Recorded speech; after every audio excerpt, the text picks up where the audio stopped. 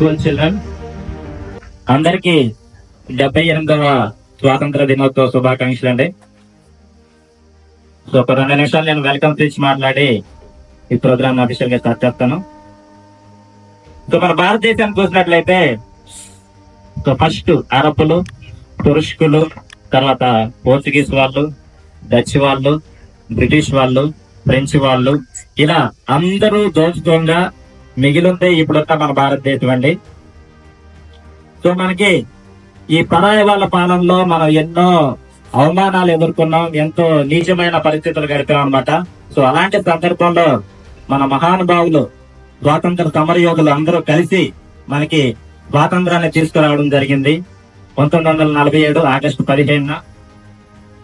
So August 15న మనకు స్వాతంత్రం వచ్చిన తర్వాత పరిస్థితులు ఎలా ఉన్నాయంటే, ముస్లిం లీగ్ వలన మనకి ప్రత్యేక పాకిస్తాన్ చేయాల్సిన పరిస్థితులు ఏర్పడ్డాయి. సో ప్రత్యేక పాకిస్తాన్ ఏర్పాటు ఎలా చేశారంటే, అప్పట్లో ఉన్న తూర్పు బెంగాల్, అలాగే పశ్చిమ పంజాబ్, గుజరాత్ నుంచి కాశ్మీర్ వరకు ఉన్నటువంటి కొన్ని ట్రైబల్ ముస్లిం ట్రైబ్స్ వీళ్ళంతా కలిసి పాకిస్తాన్ గా విడిపోయింది అనమాట. ఆ తర్వాత పరిస్థితులు చూస్తే ఈ బ్రిటిష్ వాళ్ళు మనకి ఇండిపెండెన్స్ ఇచ్చి 565 ప్రిన్స్లీ స్టేట్స్ ఏవైతే ఉన్నాయో రాజ సంస్థానాలు అంటాం. సో ఆ రాజ సంస్థానాలకి స్వయం ప్రతిపత్తిని కల్పించడం జరిగింది. అంటే మీరు కావాలంటే పాకిస్తాన్ లో చేరొచ్చు, లేదంటే ఇండియాలో చేరొచ్చు, లేదంటే స్వతంత్ర దేశంగా కూడా ఉండొచ్చు అని చెప్పారు. అప్పుడు మన మహానుభావుడు సర్దార్ వల్లభాయ్ పటేల్ గారు గొప్ప పని చేసి ఈ 563 సంస్థానాన్ని ఈజీగా ఇండియాలో విలీనం చేయగలిగారు. ఇక 3 సంస్థానాలు మాత్రం మేము కలిస్తే పాకిస్తాన్ లో కలుస్తాం, లేదంటే స్వతంత్రంగా ఉంటాయని చెప్పారనమాట. అవి వచ్చేసి ఒకటి హైదరాబాద్, 2 జునాగఢ్, 3 కాశ్మీర్. సో వాటిని కూడా పోలీస్ చర్య జరిపి మన భారతదేశంలో విలీనం చేసిన ఘనత మాత్రం మన సర్దార్ వల్లభాయ్ పటేల్ గారికి దక్కుతుంది. అందుకే ఆయన మనం ఇండియన్ బిస్మార్క్ అంటాం అనమాట. సో ఇవన్నీ ఎందుకు చెప్తున్నానంటే, ఇండిపెండెన్స్ డే వచ్చిన తర్వాత మన భారతదేశం సాఫీగా లేదండి. ఇవన్నీ పరిస్థితులకి లోనైంది అనమాట. సో ఎప్పుడైతే పాకిస్తాన్ విడిపోయిందో మత విద్వేషాలు రేగినాయి. ఎప్పుడైతే ప్రిన్స్లీ స్టేట్స్ ఇలాంటివన్నీ చిన్న చిన్న వెనుకలు పెట్టారన్నమాట బ్రిటిష్ వాళ్ళు, వీటన్నిటిని అధిగమించి మనం ఈ స్టేజ్ వరకు వచ్చాం. అలాగే రీసెంట్ గా 75 సంవత్సరాలు పూర్తి చేసుకుని ఆజాదీ కా అమృత్ మహోత్సవ్ అని చెప్పి మనం ఘనంగా వేడుకలు చేసుకున్నాం. ఇప్పుడు భారతదేశం చూపు ఎలా ఉందంటే, ప్రస్తుతానికి మన స్టేజ్ వచ్చేసి అభివృద్ధి చెందుతున్న దేశం అనమాట.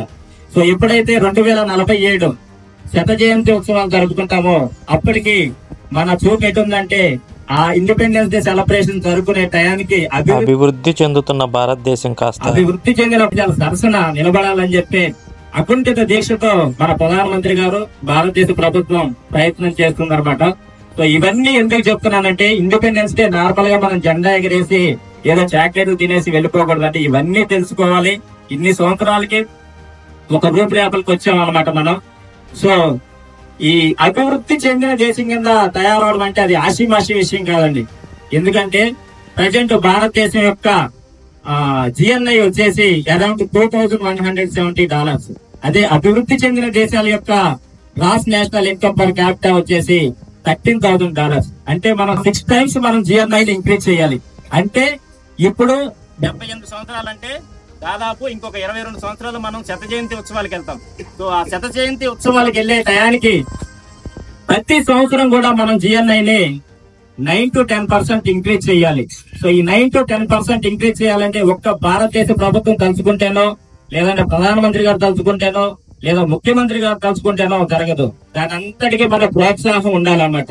మన ప్రోత్సాహం ఉండాలంటే మనం ఏం చేయాలంటే, మనకి ఆల్రెడీ 11 ఉంటాయండి. అదే ఫండమెంటల్ డ్యూటీస్ అంటారు. సో ఆ ఫండమెంటల్ డ్యూటీస్ ని ప్రతి భారతీయ పౌరుడు ఆచరించిన రోజు మాత్రమే ఇది సాధ్యం అవుతుందండి. ఆచరిద్దామా మనం అందరం?